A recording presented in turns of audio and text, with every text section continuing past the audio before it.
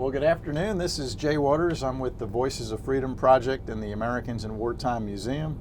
Today is 9 November 2019. We're down in Yorktown, Virginia, and it's my pleasure today to do an interview with Mr. Daniel Johnson. Sir, if you could introduce yourself, please. Daniel Johnson. And sir, what year were you, when were you born and where were you born, please? I was born in June 1923 in Denver, Colorado. Okay. And Mr. Johnson, what war did you participate in? In World War II. Okay. And looking back and thinking about your family, parents and uncles and grandparents, did you have any other family members before you that served in the military? Yes, my dad served in World War I. Okay. And what did he do in World War I? Do you know? Well, I think he was in the infantry. Okay.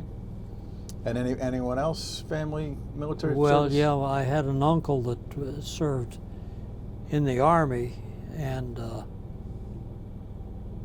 he was in there for 12 years. He was in a band. Okay, Army band program, yeah. Yeah, he served in the a mounted band at that time. Which one was that? Which band? A mounted. Okay, yeah. Yeah. And but he didn't serve out. He was in there about 12 years. Okay. During peacetime. Excellent. Well, shifting gears a little bit, think back to December 7th, 1941, and the attack on Pearl Harbor. Where were you that day, and what do you remember and can tell us about that experience? Well, I was still in high school at that time, and of course it was Sunday morning. And the girl I was dating, her dad was the third highest fire chief in Denver. So they were notified. And she called me up and crying and that I was going to the military and that I was going to get shot and all that business. And I said, I'm in high school. I'm not going any place but school. And of course the next day, we all, I was on stage crew. And we piped sound from up to the lunchroom as well as the auditorium. The school I went to, South High School in Denver, the entire population of the school couldn't get into the auditorium. And so we put them in the upstairs to hear the president declare war on Germany, or on Japan. Yeah, that was a couple days after, right? Yeah, it was a couple of days after. It's kind of foggy now. It's been a few days ago. Yeah. Yeah, so, well, that must have been interesting. So you had the presidential address via radio, but you were able to pipe it into the school for everybody to listen? Yeah, that's all we had was radio in those days, you know. Well, did you even have school the next day after the Pearl Harbor attack? Okay. Yeah, we went to school, and I wasn't in ROTC at that time. I had been in ROTC the previous 2 years, and but I didn't choose to be in it that year. But they collected metal at high school later on in the year, and they had a pile of metal out there that you wouldn't believe because the government was collecting all this metal to use. We'd sent a lot of our metal over to Japan prior to that time. Yeah. Yeah, I remember hearing about that. Yeah. Well, so after Pearl Harbor, so then why did you enter the military service? I got a letter and it says, "Greetings. Your friends and neighbor have chosen you to serve in the military." In other words, I was drafted. Okay. Yeah. And I knew I was going to go. My dad knew I was going to go, and I went the following March. So that would have been like March 43. 1943. Okay. And from looking at your notes, it seemed like you went into the Army Air Corps? Well, originally, of course, we was inducted at Fort Logan, Colorado, and that's right outside of Denver. And then we went from there down to Florida for basic training. And we went to St. Petersburg in Tent City We were billeted on the golf course, and there was 8 of us in a 6-man tent, and it wasn't great. The health department, the Army Air Health Department moved us out of there. They moved us up to the Bellevue Biltmore Hotel in Clearwater, Florida, which was, we were told, was the largest wooden hotel in the world. And there was 8 of us in a room, but as luck would have it, we had a private bath in our room, and that made it kind of nice. We were only there, if I remember right, it was a week or 2 weeks. It was a week. Okay. But when we got there, our uniforms were so dirty. We'd ridden the train out of Denver, and there was an old steam train, and it was, the windows closed, it was hot, windows open, the soot came in. Okay. And our uniforms, of course, we traveled in those days in our Class A uniforms. And they took all our uniforms to the laundry. And they were going to have a review on Saturday. And they called off the review because we didn't have uniforms. They even went through the process, well, we'll issue new uniforms. Well, they didn't have enough new uniforms to issue us. And then we came up on shipment. And we had to wait until the laundry came back to go down to get on the train. At that point, we got on the train and started back, and of course the sergeant in charge wouldn't tell us where we were going. He wasn't allowed to tell us where we were going. Yeah. And I kept telling him, we're going to Denver. And he says, what makes you think so? I says, because we're going over the same tracks we came out here on. Yeah. We did. We went to Buckley Field outside of Denver to armament school. We took a test down in Florida, which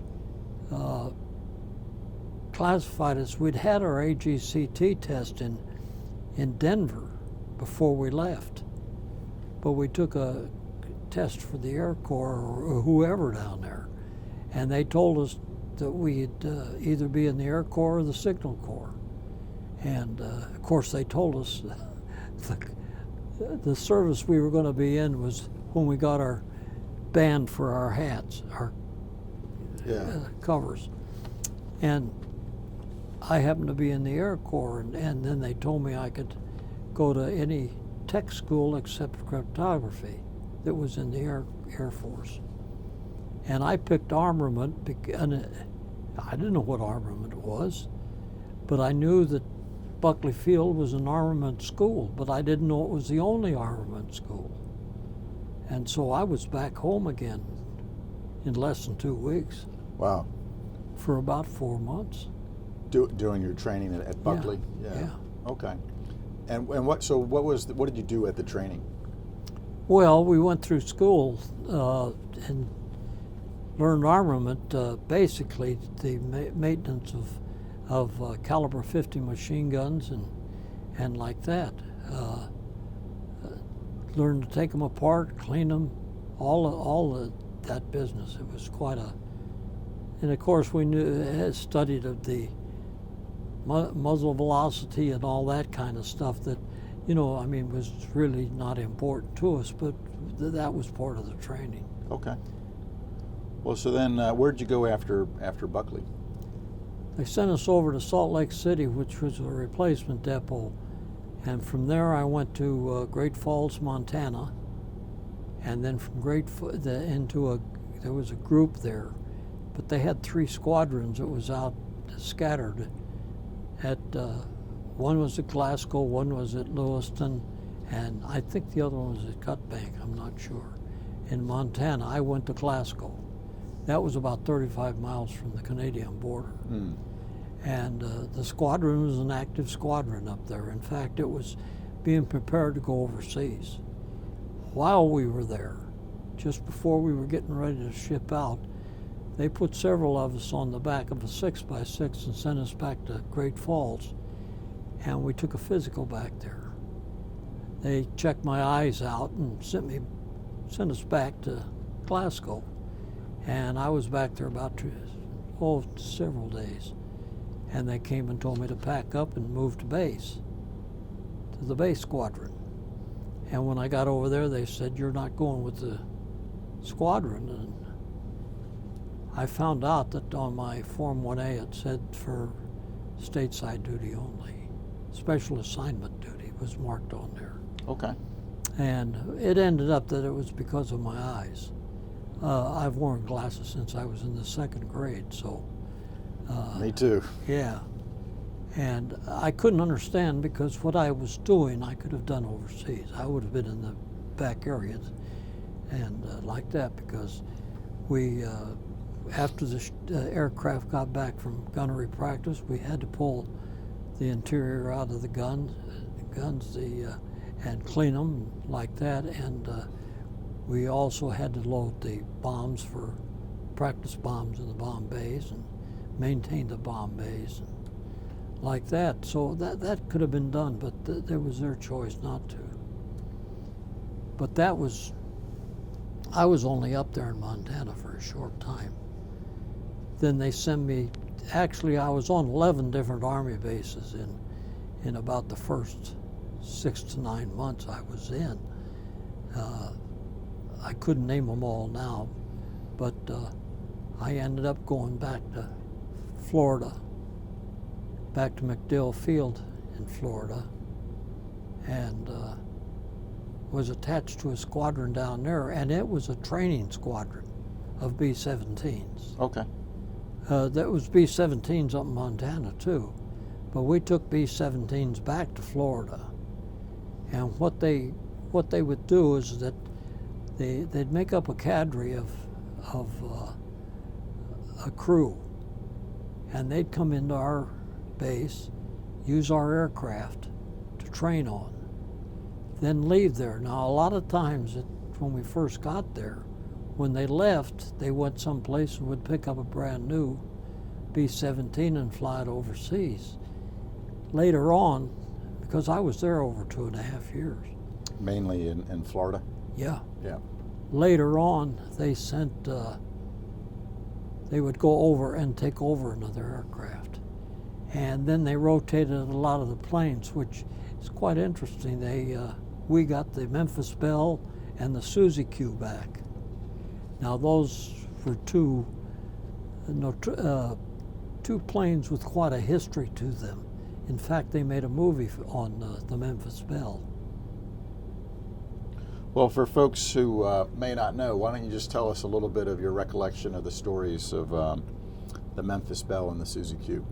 Well, I didn't know too much about those because I was in the States and it was over there, but it was just what was in the, I forget the name of the paper now, but there was it the Army News or something like that? Anyhow, there was a paper that came out from the military, and it would tell about the missions that had been on and things of that type. And I'm not sure, we weren't sure, but that it hadn't been replaced as long as they maintained the tail number. Yeah. Why, they could replace the front part of it and still be that plane. But it had the drawing, it had a Petty girl on there. Now, I don't know whether you remember Petty. It was out of Esquire, and he drew pictures of women in swimsuits and things like that. And of course, the rumor was that was Petty's daughter. He used her for a model, but they were gorgeous. And, and some guy painted the Petty girl. It was called a Petty girl? Yeah. Named after the artist's last name, Petty. Okay. Huh. And it's most of the aircraft, it was strange in those days, most of the aircraft had a name on them. Yeah. How did they get the names? Any idea how they got a name? Just like the B-29 that bombed over there in Japan. Elna Ray, I think, was the name of it. That was his mother-in-law. Okay. The pilot's mother-in-law. Yeah. And that's how they'd pick the names out. Some guys had their girls' names on there, their wives' names. Sure. Well, and what was the, I'm drawing a blank on Memphis Belle, I've heard of, but I can't remember. What was the Memphis Belle famous for? Well, it had, I forget how many missions it had, but it had several missions, like 50 or better missions. Most of them had 25, 50 missions, and they came home, the crews did. But it was we got some of the gunners back, and I got trapped in a situation that ratings were frozen. But I was a crew chief over 25 aircraft, and I was a PFC. Yeah. And we got these gunners back that was, some of them as high as a staff sergeant, and most of them buck sergeants. And I had a crew there at one time. I had about 4 or 5 sergeants on it and a couple of corporals, and the only one outranked was my buddy. He was a private, and he'd gotten busted from a PFC. But nevertheless, I had the job to do, and I was in charge. And then I told the lieutenant, I says, "No, we had a situation that down there that we were losing barrels. The gunners were sitting on the trigger. Instead of short bursts, they were long bursts, heating up the barrels. And of course they come back and said, well, the guns were dirty. Well, that wasn't it at all. So we had to go to bore gauging. We gauged the bores when we took the guns out of the plane. And then when we put the guns back in the plane, we had to check the bores again. And we had to keep the interiors of the guns, we called it the guts of the guns, in the armament shack covered up, because the rust was so bad down there that we'd keep them in oil, saturated with oil, yeah. not submerged. But and then when they got a call, when it came up on the list that they were going to use particular plane, why we would go and pull those guns out of the racks and put them in. But we had to dry the barrels out and bore gauge them and all of that, and then put them back in the plane. And it saved some of our barrels, but we had a situation that a navigator, was it navigator? Might have been a bombardier. It was one of the two out of the nose. Jumped out of the escape hatch to do something, and everybody that walked under the wing of the plane bent over, and he walked into the back of a swinging prop, and it chewed him up bad. Yeah. Well, that was early in the morning, and we installed guns. Well, the plane sat there until inspection came out to inspect to see if everything was all right with the engine and all that kind of stuff. And engineering cleared to fly in the afternoon, which I thought was unusual, but they did. And when the guys came out to fly, the guns were dirty. Well, yeah, they'd been sitting there for 6-8 hours, because we put them in the middle of the night. Yeah. And so they said that I should be reprimanded for it. So, okay, they filed charges against me, and I had to go before the squadron commander. And I went before the XO, and I was told when I went in there that he was death on court-martials. And I went in, and he turned around and pulled the court-martial book, and I heard a voice behind me, and I turned around. It was my lieutenant, and he says, "Major, we don't need that. We don't need that at all. He don't need to be court-martialed." He says it was one of those things, and he told him about the incident. And so the major gave me 7 hours extra duty, and 5 of that I helped set up for a beer bust. So For what? beer bust? Yeah. Beer party. Yeah, I want to hear more about that in a second. But In the okay, so hangar. And so on the way out, I said to the lieutenant, I said, I don't want this job anymore. I says, I'm not getting paid to do this job. I said, I've been doing it for you. And I said, he says, we got nobody. I said, you got all kinds of authority out there. I says, we got these sergeants coming back that's making more money than I make. At that time, I was making $56 a month. That was what a PFC made. And he said, well, we'll talk about it. Well, they set up another staff sergeant as crew chief, and I was assistant crew chief, which meant I still had it, but he was responsible.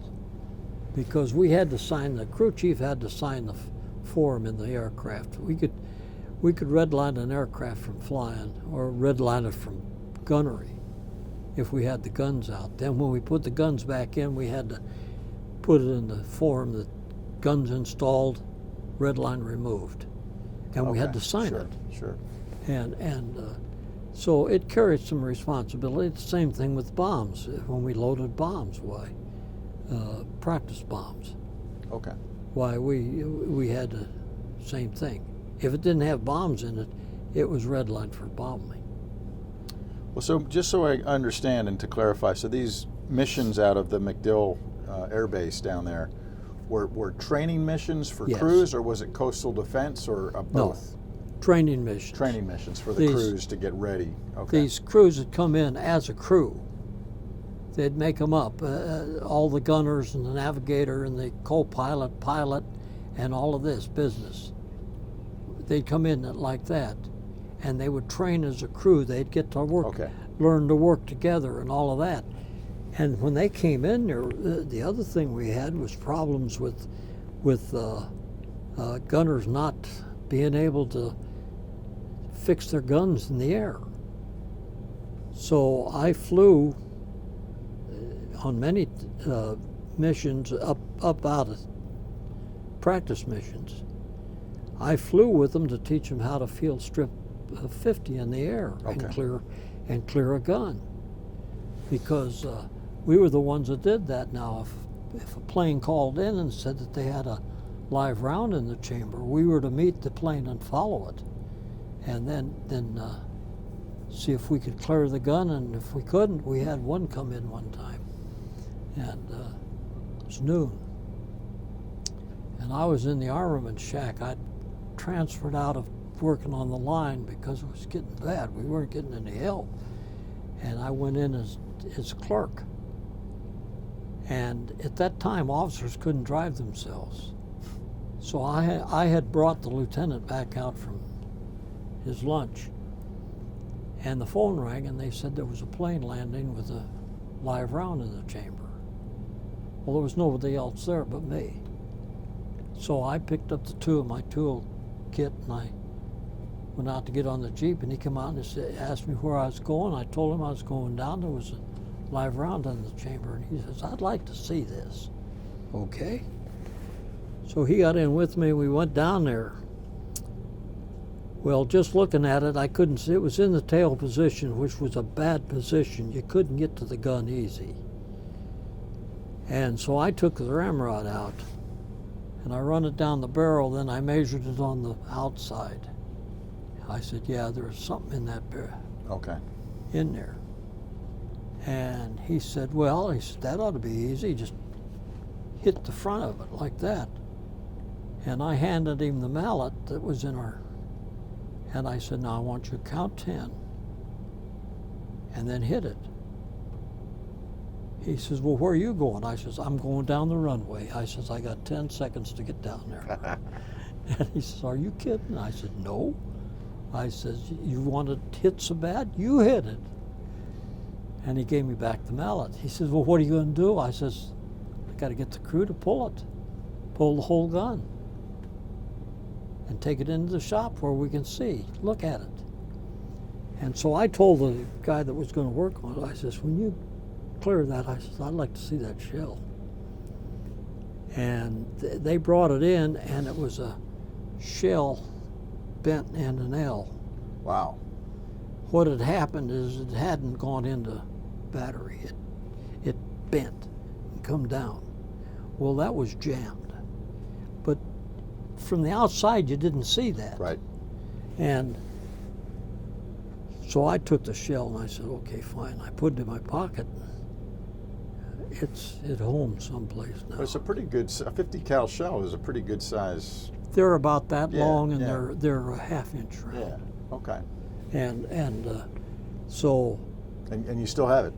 Oh, well, my son's got it. Yeah. The lieutenant the officer didn't try to take it from you or anything? Or, good for you. And then I also, when I went home, I took a string of shells like that in a belt to show how the belts are put together. Yeah, sure. And so after my son was born and he got them, I took him, went out the garage one day with him, and I emptied all the powder out of them, and then I fired off the caps. And he's still got all that stuff. Well, that's good. That's a good story.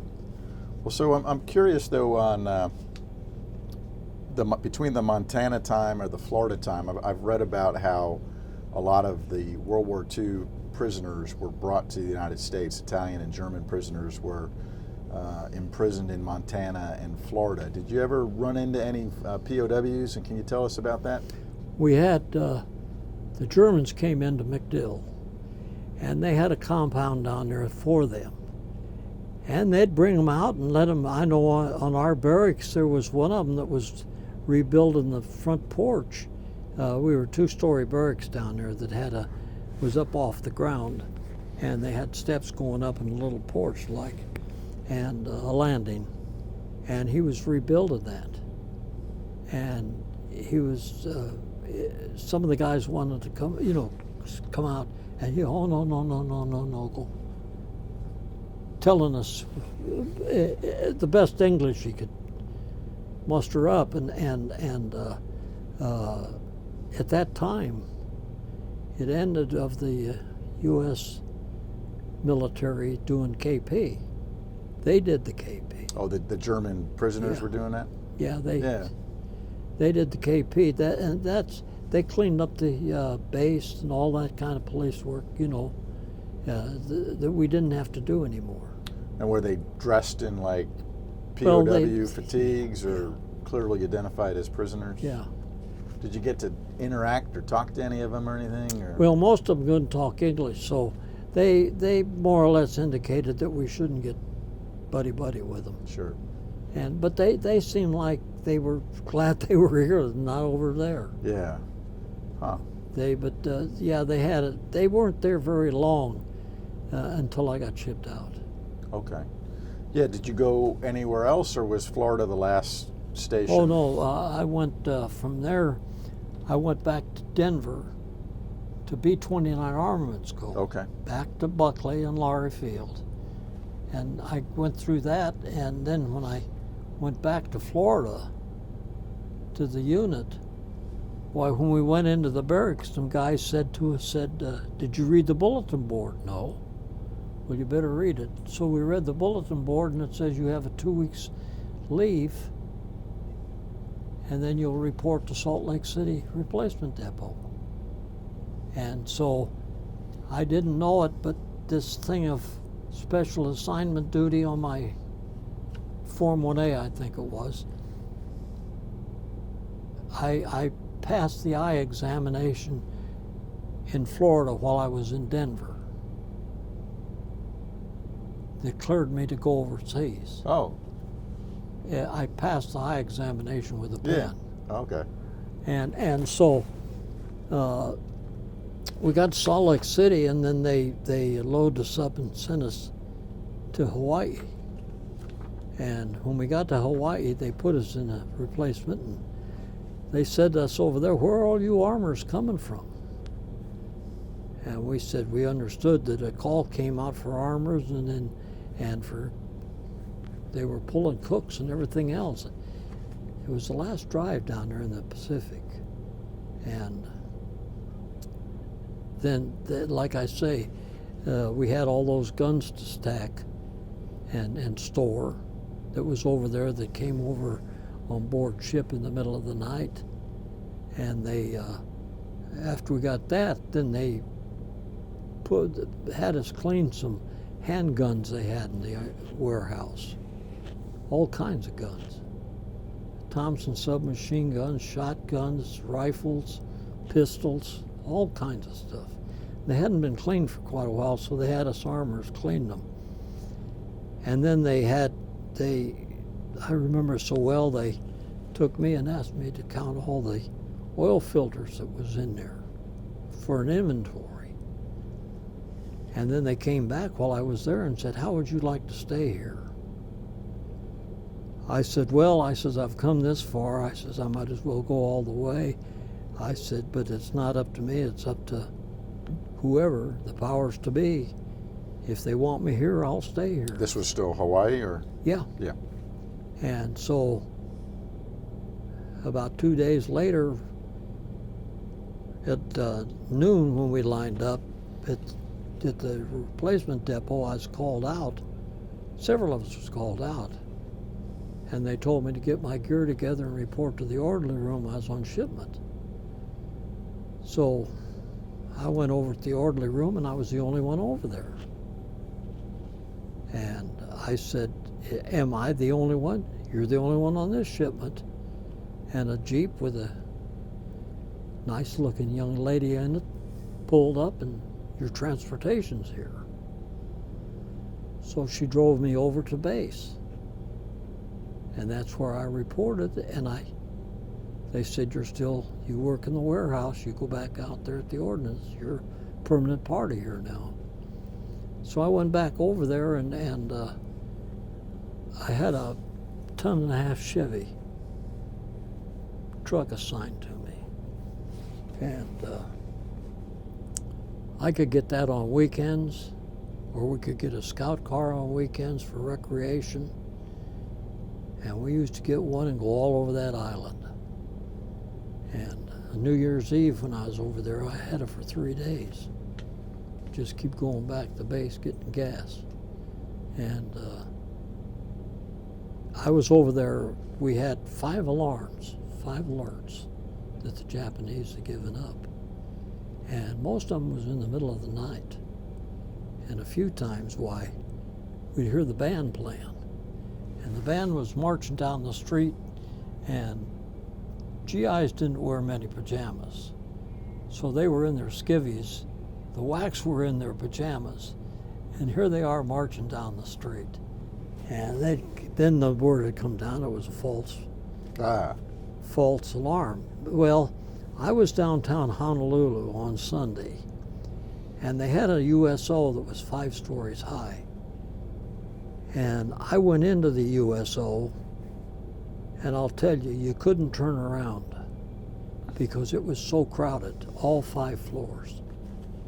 And then about 3 o'clock in the afternoon, the word came down that this was true. The Japanese had given up. That building emptied just like that. And everybody went out into the street. And I went on up the street. There was another guy and we went on up the street. And the MPs came up and said, "Break it up. You guys, you got the streets blocked, you got to break it up." And they wouldn't break it up. And so those MPs on their motorcycles got about a block away, and then they rode into the crowd. They broke it up. But yeah, it was. Yeah. So that was then late summer of 1945, September, yeah, that was right? in August. August, yeah. And so what did you remember hearing about the bombings of Hiroshima and Nagasaki? Did that register of what that really was, or was it all just a...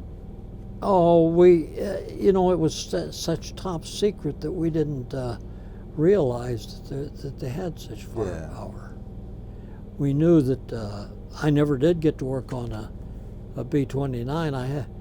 I can tell you a little story down at Buckley Field. Well, we heard about this 29, and it was supposed to be a real red-hot ship, and it was. And it had central fire control on it and a whole lot of goodies. Well, before we went to Denver to go to armament school, one night, one of them landed at MacDill. For what reason, we don't know, but it landed. And it was still on the top secret thing. And I said, and I was still crew chief then, and I said, I got to see that sucker. And I said to the crew, I said, get your toolboxes, get them on the truck. And of course, like anything, gripe. I said, come on, get your toolboxes. So we got them and we rolled up out there, and I said, drive up by that 29 out there. Pulled up and MPs all around it. We took our toolboxes and jumped off and run in underneath it, looking around the bomb bay and all over the thing, and about 15 minutes, and pretty soon an MP come in and says, what are you guys doing? Looking. You're not working on this? No, we're looking at it. Out of here. We had them fooled for a minute. Oh, yeah, because you looked official. You looked like you were supposed to be there. Like we were, yep.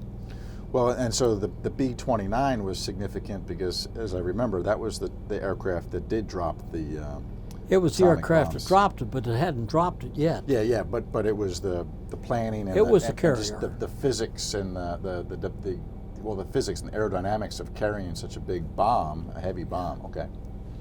Well, so as we're talking about the end of the war and the celebration in Honolulu, if you could though, just describe maybe your demobilization and your actual return home.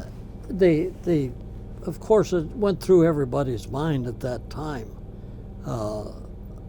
about when they were going to get to go home, and anybody with any sense at all knew that it wouldn't be like overnight. They wouldn't just call it and say, you're going home tomorrow. Yeah. And I thought to myself, they had a point system. And I still don't know how the point system was figured out. I had it figured out at that time. But it was how many months you were in the service, whether you saw combat, and you got points for all this stuff. Right. And I thought, well, being I hadn't been overseas. Of course, when I was in Hawaii at that time, that was considered overseas. Okay. And we got overseas pay, 20% more for overseas pay, and that's why I got the Asiatic Pacific Medal in there. And but this was August, and February. They called me out and said that I had enough points to go home, and then 46. So I got home quicker than I thought I would. Yeah, and home being back to Colorado. Oh yeah. So what'd you do after the war? Well, I tried sales, and then I figured out that I had to do something that just anybody couldn't walk off the street. So I went to trade school and became an electrician. I worked at the trade for several years. Then I went into business as an electrical contractor in Colorado Springs. I had contracts on the Air Force Academy and NORAD, the Hard Rock site, and Fort Carson. And I did mostly governmental and industrial, commercial. I didn't do housing at all. Then it got to a point that it slowed down badly in the Springs. And I thought to myself, well, they're not going to suck me down the tube. So I closed my shop, my operation up, and I went to work for a contractor in Denver as his operations manager. He was a contractor that did about $80 million a year. Wow. And I was over all his vehicles. He had 250 vehicles. And I was in charge of all of those and the warehouse. I had a lot of authority. And then I left him and I went to work for National Electrical Contractors Association, the power line constructors chapter down in Texas. I had 5 states I covered, and I did their labor negotiations and grievances and like that. That was the last job I had. And I retired in 1990. Okay. Well, how'd you end up in the Yorktown area? Well, in 1990, December, I had a heart attack and I had triple bypass. And then later on down the line, my wife got Alzheimer's. And I was trying to take care of her. And our kids, my son and my oldest daughter live here. My twins Patrick, live someplace. your son Pat, yeah. Yeah, and they decided the best thing to do was to get where they are. My daughter lived here. At that time, Pat was in Chapel Hill, and so they came and packed and said, well, I had another heart attack then in '02. Wow. And I went into cardiac arrest 3 times. I was in CCU when I went into cardiac arrest. And I came out of that, and ever since then I've been fine. I'm 96, and I volunteer twice a week at the hospital. And I only work 4 hours in the morning, but gosh, I got a lot of friends there. That's great. That's great. Well, are there any other incidents from your Army Air Corps World War II era service that stand out? Either something funny or exciting? Yeah. Up in Montana, when we were up there was 2 incidences that is not, one is not amusing, but it's whenever we went out to take the guns out of the plane, the interiors, we always charged them with a cable. The waist guns weren't that way. They were flexible, and you just charge them with the handle. Well, I don't know what happened to this. It was on the ball turret. Now, the ball turret, when you pull the guns out of that it was out of gear, because you had to turn it so you could open the inspection doors. With the way the plane was built, it wouldn't do that if you didn't turn it. So you reached up and pulled a little lever down in there and turned it. Well, this guy pulled that cable, and he had a runaway gun. And only one gun was fired. But it was moving that turning around. It took the tires out on several aircraft, and there was a fireman walking in front of the hangar, and a bullet went between his legs. Wow. And finally the guy was able to get the cover. And if you took and opened the cover on those things, it would stop them. And that was about the only way you could stop it in the ball turret. Then the other one was at the same place. Now, the water in Montana up there was terrible, absolutely terrible. Terrible? Oh, yeah, it tasted. You think it's clean, mountain and woods? No, it was very heavy mineral. And it was so bad, it was brown. Huh. It looked like tea. And so we knew there was a spring back, and we could go back there and get good spring water. So we would get the keys from the firehouse and get out the fence and go back there. Well, a couple of times we went back there, and geez, pheasants all over the place. And we had several thousand rounds of 12-gauge shotgun ammunition in our shack that another squadron had left. And we had 12 shotguns in there.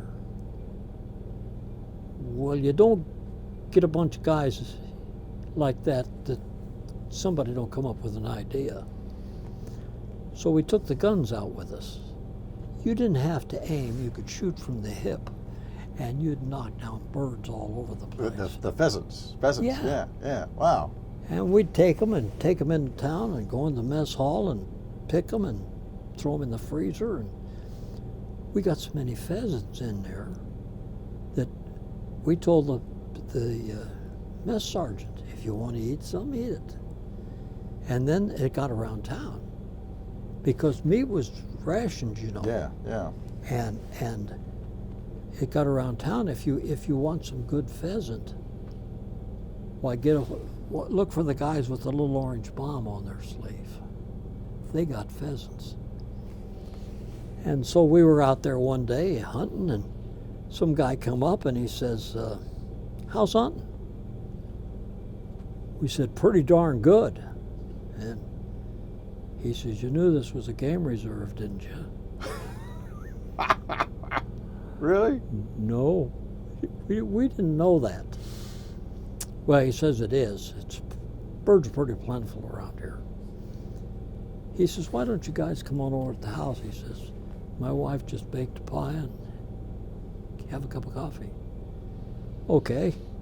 So we went over there and we were sitting there and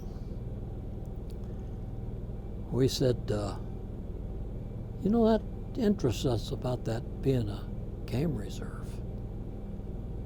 We said, "Where's the game warden? Does he come around?"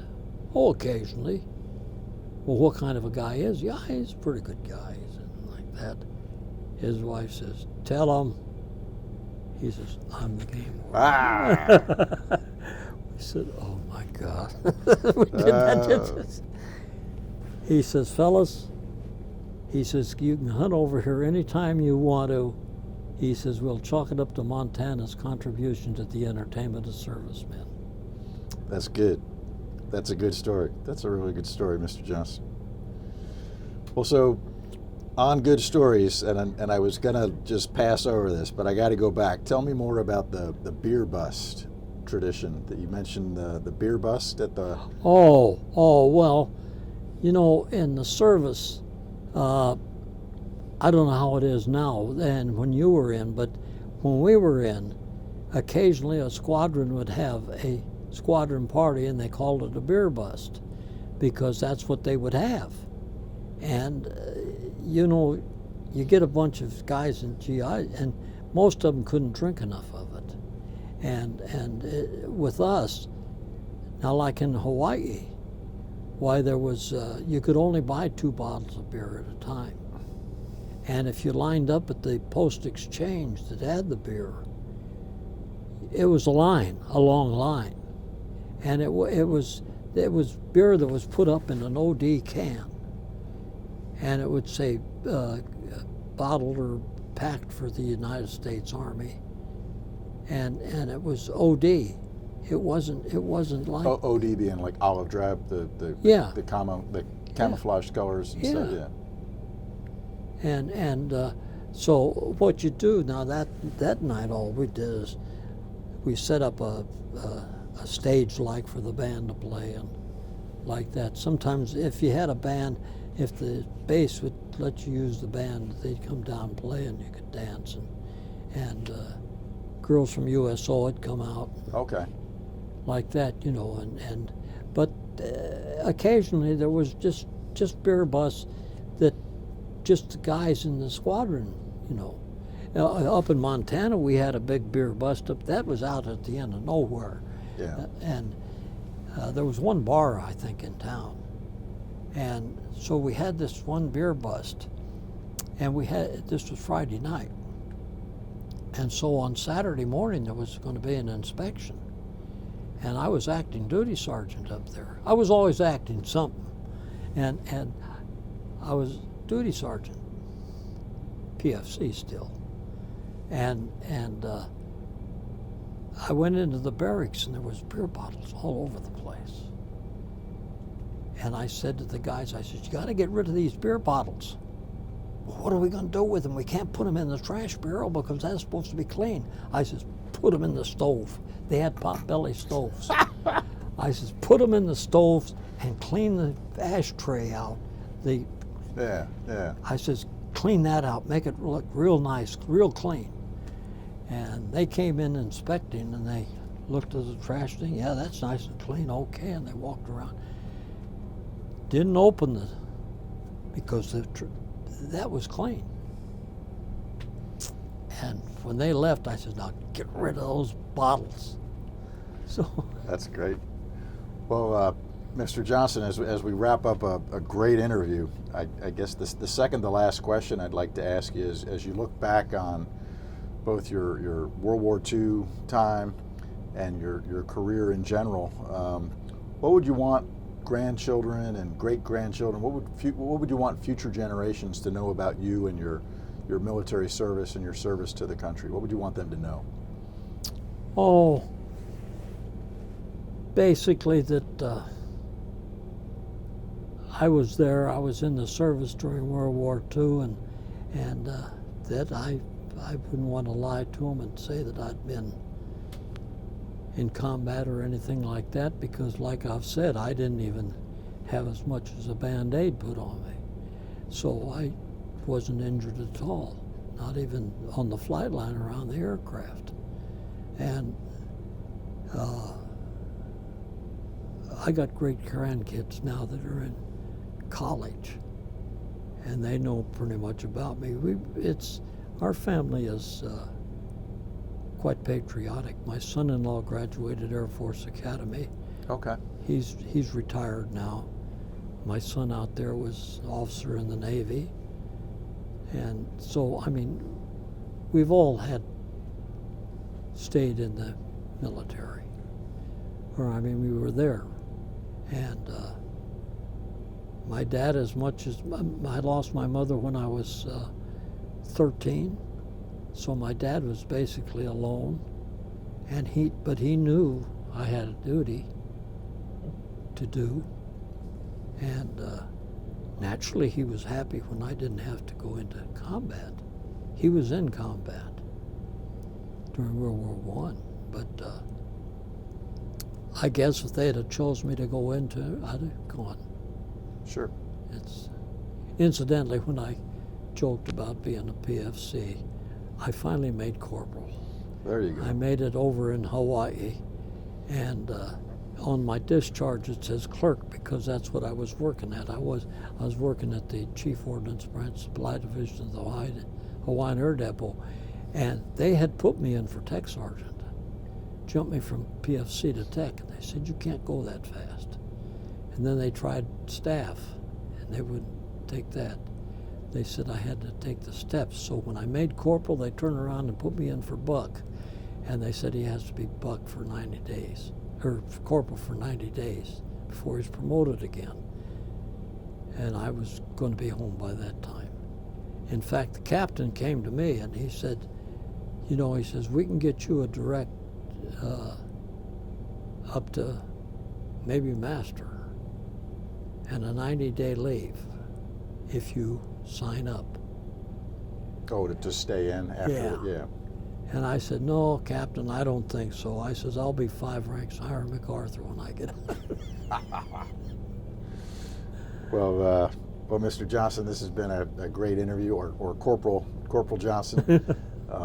And I'd like to present to you on behalf of the museum and our Voices of Freedom project. Maybe hold that up to the camera real fast. A little higher there, yeah. So that's our challenge coin, our Voices of Freedom coin, and I'd like to congratulate you and thank you for your service